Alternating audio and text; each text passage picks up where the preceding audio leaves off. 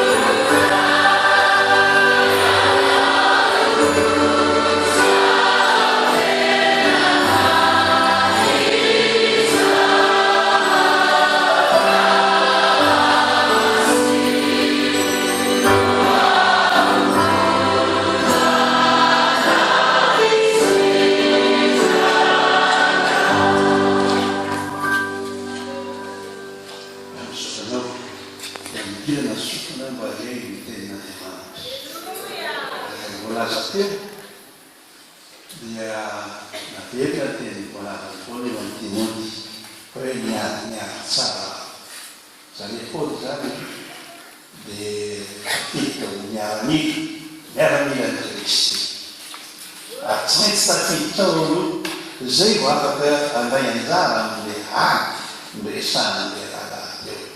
Ahoana moa miveranao fa ianao dia miara-mila ny Kristy fa mbola tsy tafita koa, tsy mbola niranga zay koa, tsy mbola niditra miara-mila, tsy mbola niraisina.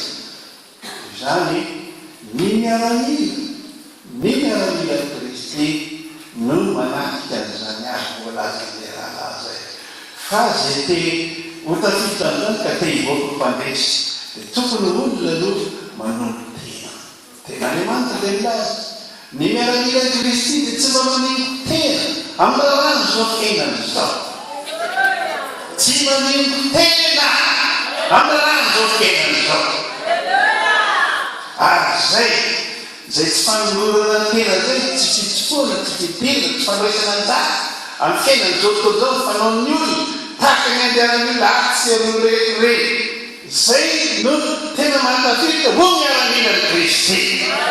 Ka ianao raha mbaty ho tafita hoe hiady miady tsara, mario tsara, fa tsy azy kely tsisy aton'ny rehetrarehetra koa, olona mora resy, olona mora lava, olona pireresy, olona mpandeha ny toen'io, olona fa zany zavatra mahaliana azy, tsy mbola afaka, tsy mbola voavonjy, tsy mbola nio, mbola tao ekeny ny taloha ihany.